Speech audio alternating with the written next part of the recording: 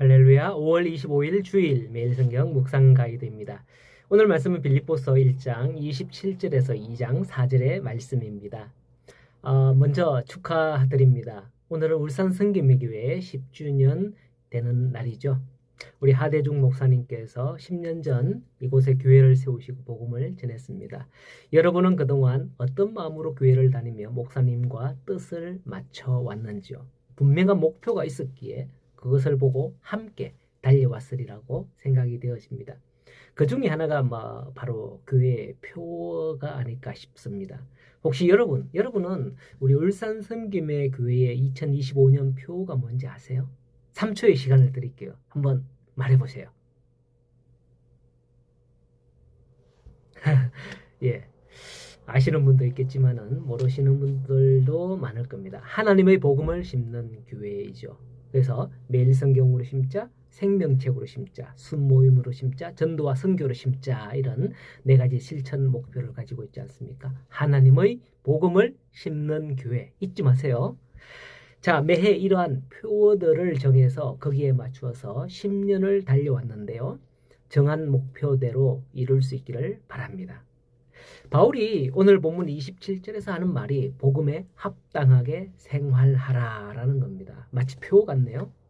어제 시간에 바울이 옥에 갇혔을 때 어떤 사람들은 시기와 다툼으로, 어떤 사람들은 착한 뜻으로 복음을 전하면서 바울이 옥에 갇힌 것을 기회로 삼아서 자기들의 이익을 위해서 복음을 전하는 이들도 있었다라고 했습니다. 하지만 바울의 전한 복음은 그런 복음이 아니라 오늘 본문에 나오는 대로 오직 너희는 그리스도의 복음에 합당하게 생활할 것을 가르치면서 복음을 전했던 겁니다.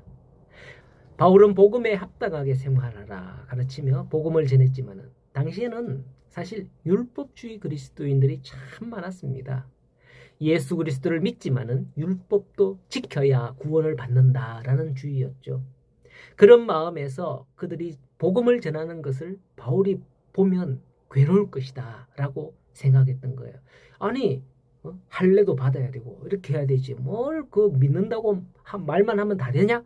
이렇게 하면서 복음을 전하는 거 이런 거 보면 바울이 괴로워하지 않을까? 그러면서 열심히 전했던 것 같아요. 초대교회 교회 초창기에 그랬었거든요. 갈라디아 2장을 보면 이런 말씀이 있어요. 제가 한번 쭉 읽어드릴게요. 게바가 안디옥에 이르렀을 때 책망받을 만한 일이 있길로 내가 그를 대면하여 책망하였노라. 야고보에게서 온 어떤 이들이 이르기 전에 게바가 이방인과 함께 먹다가 그들이 오매 할례자들을 두려워하여 떠나 물러가매 남은 유대인들도 그와 같이 외식함으로 바나바도 그들의 외식에 유혹되었느니라. 나는 그들의 복음의 진리를 따라 바르게 행하지 아니함을 보고 모든 자 앞에서 게바에게 이르되 네가 유대인으로서 이방인을 따르고 유대인답게 살지 아니하면서 어찌 억지로 이방인을 유대인답게 살게 하려느냐 책망하였다라고 합니다. 그렇죠. 네가 어떻게 유대인답게 살지 아니하면서 억지로 이방인을 유대인답게 살려고 그렇게 살게 하려고 했느냐라는 거예요. 복음을 믿으면 복음에 합당하게 생활을 해야지 아직도 율법의 조항들을 두려워하여 이런 행위를 하느냐라고 하면서 바울이 베드로를 책망했다는 내용이죠. 이렇게 당시에는 복음과 신앙에 관하여서 아직도 무엇이 옳은지 확립되지 않은 때이기도 했습니다. 그래서 이쪽 파는 이렇게 저쪽 파는 저렇게 이렇게 하는 일들이 비일비재했던 겁니다. 이런 때에 바울의 복음이 무엇이며 복음에 합당한 생활이 무엇인지 확실하게 정의해 주었기 때문에 후대에 남겨진 신약 복음서에는 바울의 복음이 주를 이루는 것을 볼 수가 있습니다. 신약 성경이 모두 몇 권이죠? 27권, 27권 아닙니까? 그 중에서 바로 바울이 쓴 서신서가 13권이나 된다는 것이죠. 바울은 율법이 아닌 복음에 합당한 생활을 하라라는 것을 강조하면서 너희가 한 마음으로 한 뜻으로 복음의 신앙을 위하여 협력하며 무슨 일에든지 대적하는 자들 때문에 두려워하지 말라라고 했습니다. 복음 전파를 위해서 복음의 신앙을 협력하라고 하는데 바울이 빌립보 교회에게 이러한 권면을 하는 이유가 뭘까요? 그것은 바로 교회의 생명력이 복음의 진리 수호에서 나오기 때문이에요. 아무리 다른 조건들이 좋고 어떤 양적으로 막 부흥하고 풍성해져도 이단 사상에 한번 탁 물들면 교회는 금세 넘어지고 맙니다. 교회의 생명력, 복음의 생명력은 끝나고 말지요. 오늘날도 인본주의 윤리사상이나 문화들이 교회의 복음에 많은 영향을 미치고 있지 않습니까?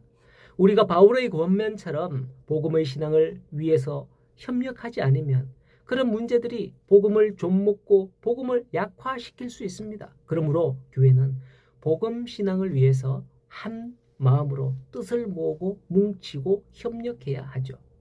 또 무슨 일에든지 대적하는 자들 때문에 두려워하지 말라라고 하죠.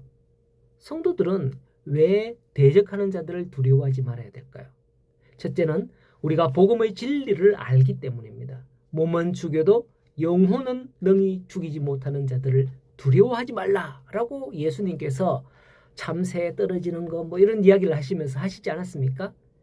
예, 그렇습니다. 또 두려워하지 말아야 될 두 번째는 복음을 증거할 기회를 놓치지 않기 위해서입니다. 바울의 상황은 감옥에 갇힌 상황이에요. 바울보다도 두려운 상황이 없죠.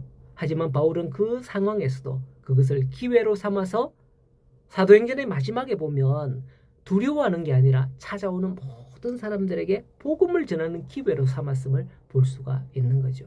또 두려워하지 말아야 할 세 번째는 그들을 두려워하면 우리가 하늘의 상을 잃기 때문이에요. 산상수훈의 말씀에서 예수님께서 말씀하기를 나를 인하여 너희를 욕하고 핍박하고 거짓으로 악한 말을 할 때에 너희에게 복이 있다 하시면서 하늘의 상이 크다라고 분명히 말씀하셨기 때문입니다. 그렇기 때문에 우리는 두려워하지 말고 하나님의 복음 앞에 나아가야 될 겁니다. 이러한 모든 상황 가운데서 복음에 합당하게 생활하기 위해서는 어떻게 해야 하느냐? 2장으로 넘어가면 그것을 말씀하고 있습니다. 2장 2절에 보면 마음을 같이 하고 같은 마음을 같은 뜻을 합하고 또 한 마음을 품고 겸손한 마음으로 자기보다 남을 낮게 여기고 다른 사람을 돌아보라라고 하죠. 네. 그러나 대부분의 사람들은 어떻습니까? 다툼과 허영심이 가득합니다. 자기밖에 몰라요, 요즘 사람들은. 이게 일반적인 사람들의 태도인 거죠. 이런 마음으로는 절대로 하나가 될 수 없죠. 복음에 합당한 삶이 될 수 없습니다.